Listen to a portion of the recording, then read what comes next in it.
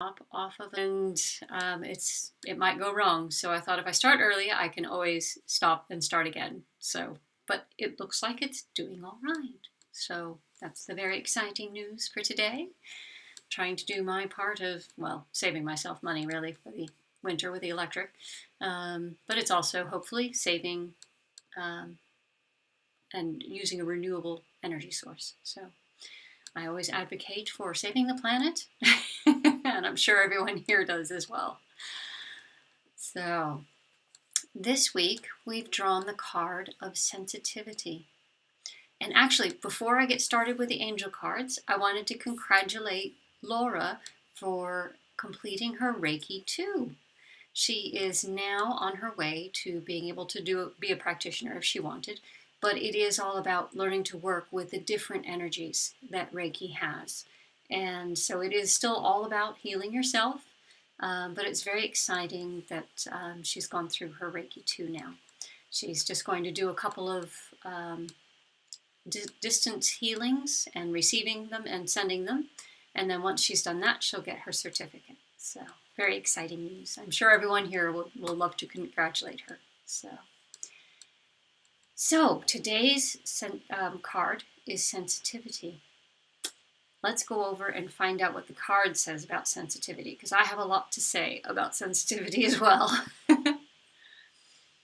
Being sensitive means you feel energy on a deeper level than most of the people around you. You may sense or know what other people are feeling or thinking. You may also take on the feelings or moods of those around you. You may find that your fears become amplified when your sensitivity is heightened. To heal this cycle, learn to confront your fears. Work toward getting to know yourself. You need to be aware of your feelings so you can tell when you are being unduly influenced by the energy of others. Developing your intuition will help you manage energy that is not yours. Sensitivity is depicted in this image as a wood nymph. Her face is half hidden from view. The moss covering her face brings attention to your fears.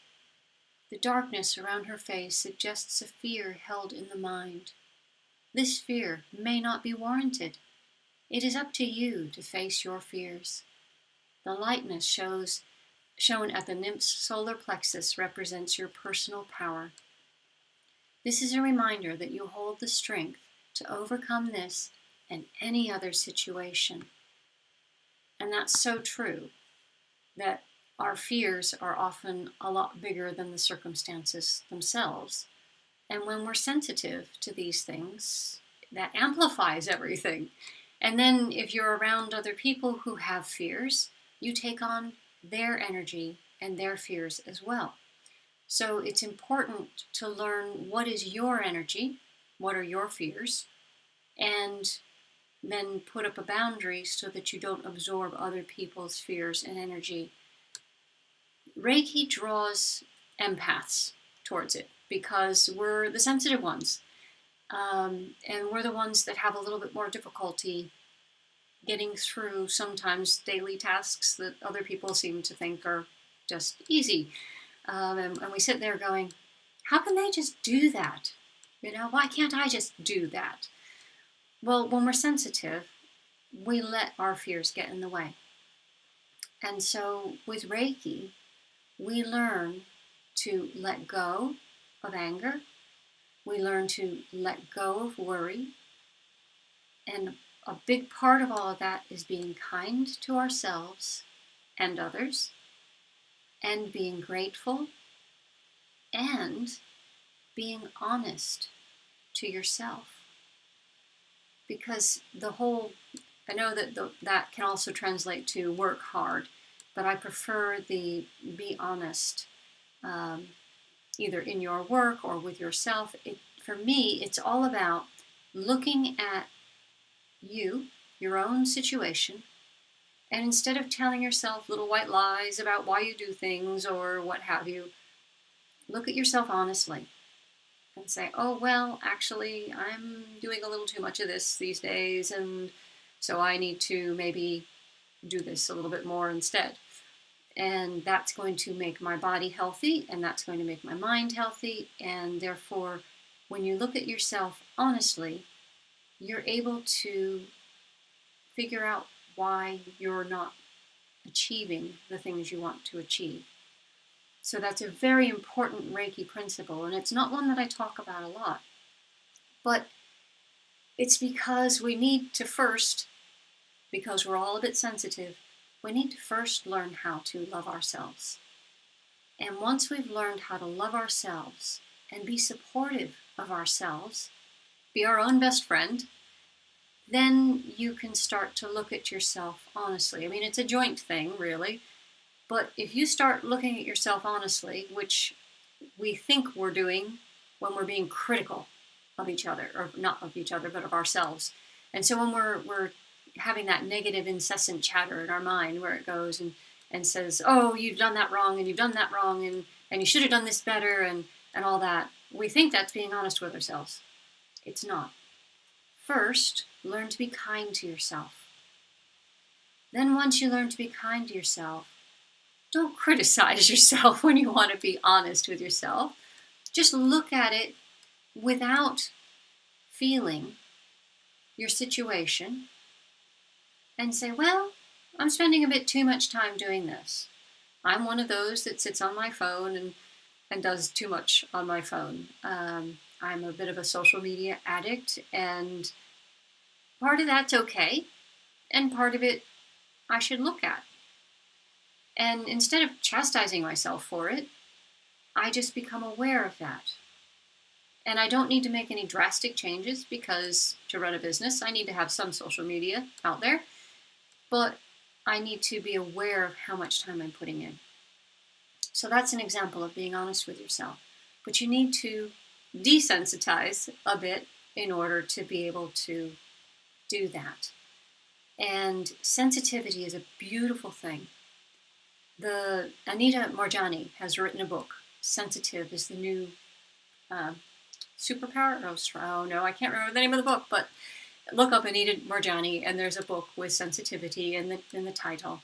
And really, sensitivity is a superpower, because when you can be aware of what other people's energy is doing, then you can not take it personally.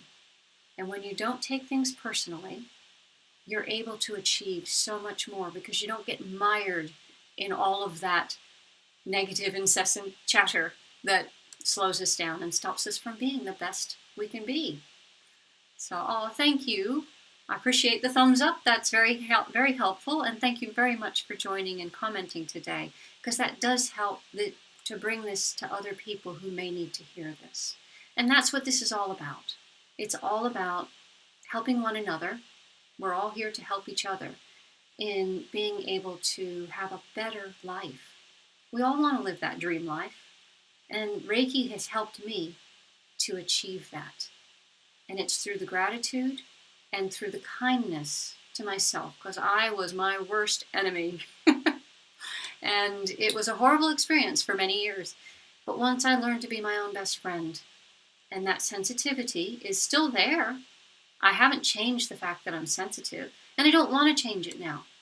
I love being sensitive. It means that I can pick up on other people's emotions when they're not even aware of them themselves sometimes. And I can help them ease into becoming aware of that and helping to change things for the better. So I love having sensitivity as an ability. And everyone that joins, I'm sure, has sensitivity as an ability, because Reiki does draw empaths to it.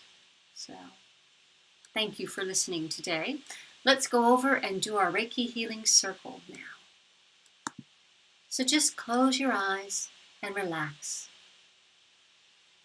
Let go of any tension and anxiety, and know you're surrounded by love, peace, and security. Bring your attention to your breath and take a few slow, deep breaths. Breathe in love and breathe out peace. Place your palms upwards with the intention to send healing to the center of our circle. Now bring attention to your heart center. and fill your heart with love and compassion.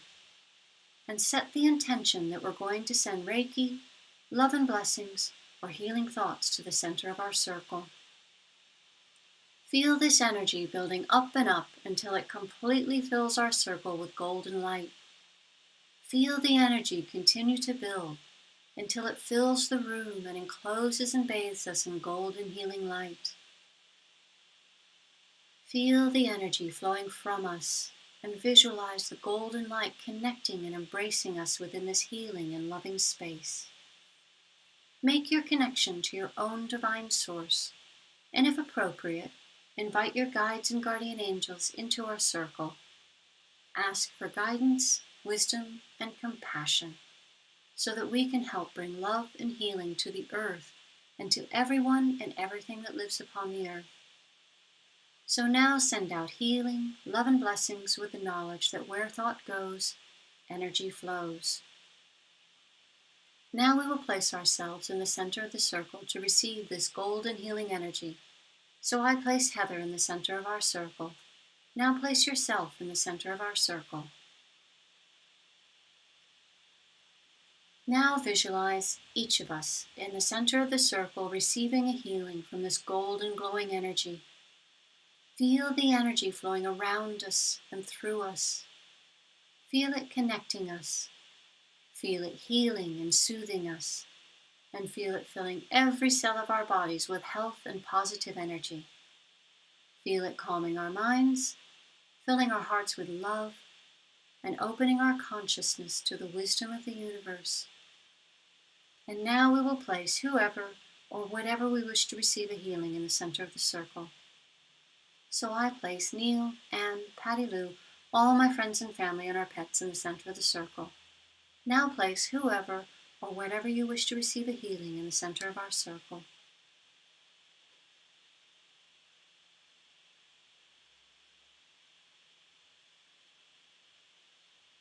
Now feel free to call out at random anyone or anything else you would like to place in the circle. I place world peace and the Dalai Lama and everyone who regularly comes to the group in the center of the circle. Now visualize all the people and situations we have placed in the circle, bathed in golden healing light and surrounded by our love. Now imagine taking hold of the hands of the person on either side of you in our circle. And also visualize taking hold of the hands of all people in Reiki groups throughout the world. Feel the energy flowing from hand to hand and heart to heart, and reaching out to the whole of the universe. And now bring your attention to Mother Earth, and see the earth surrounded in golden healing light, and send love, blessings, and gratitude for all she provides for us.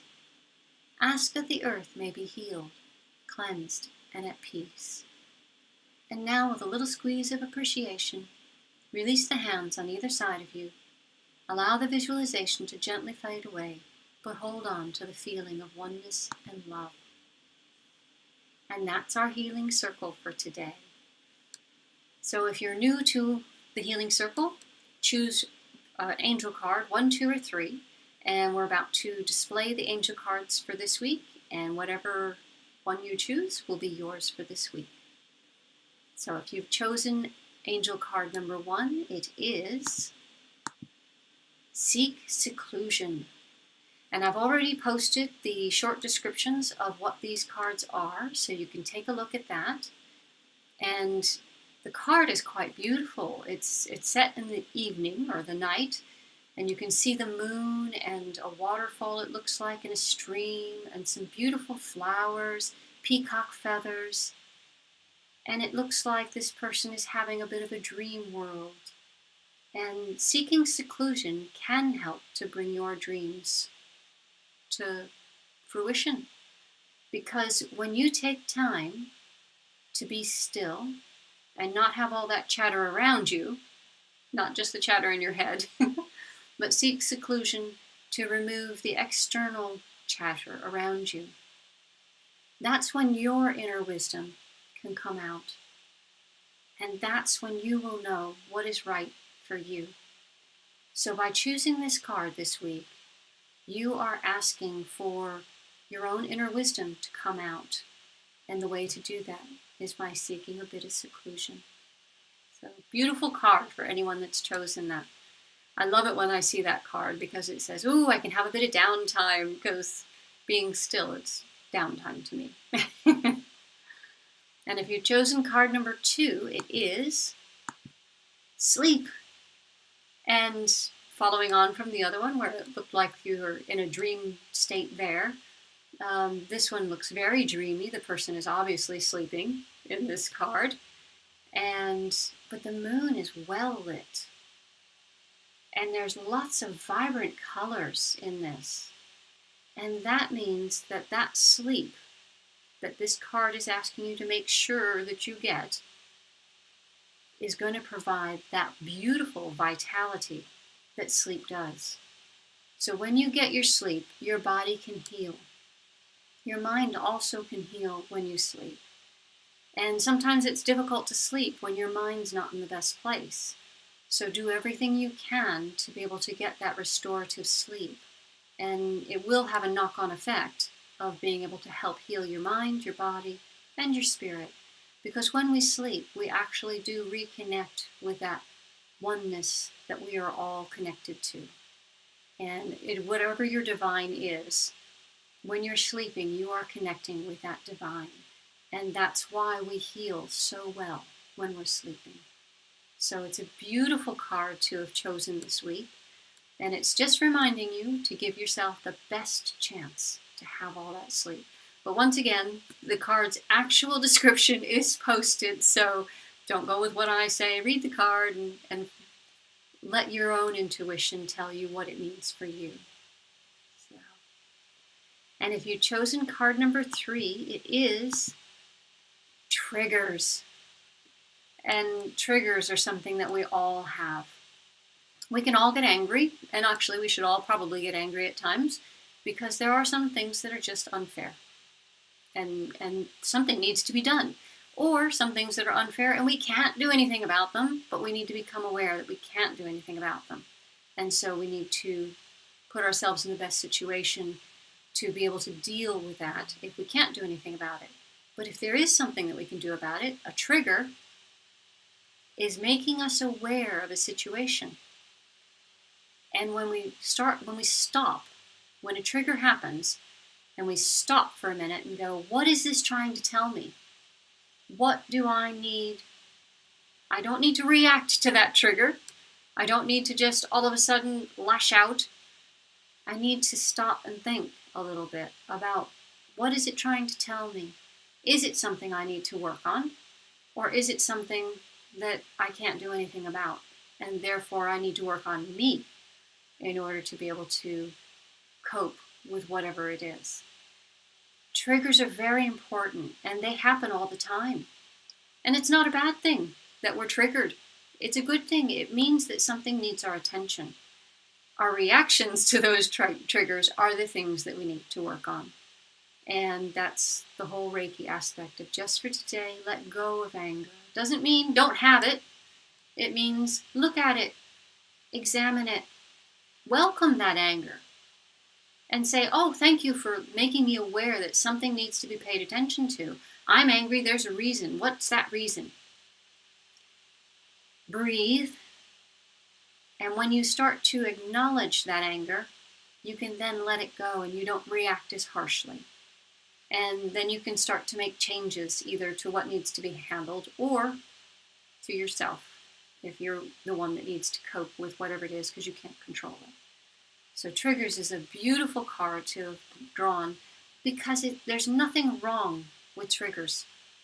They are there to tell us something. So it's asking you to pay attention to what your triggers are. But once again, look at the description of the card, because if that didn't resonate with you, the description of the card may be what it is that works for you. So all I say here is just a mishmash of things that I've learned over the years. Take from it what works for you. And don't worry about the rest. If it doesn't mesh with your beliefs and your feelings, then leave it. And if something does, then take a hold of that and let that help you move on your way towards your dream life.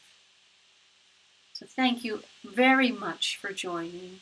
And I would like to try to pronounce your name, but I'm not sure I can. So I apologize if I get it now wrong. But Thar Ukadil, thank you so much for joining me today and commenting with your thumbs up. It's lovely to have company, although this Reiki Healing Circle works at any point, whether you join it live or at another time. And so we collectively will all come together and put our energy in, and we will all receive that healing in this wonderful Reiki Healing Circle. So I wish you a lovely, fabulous week, and we'll see you next week.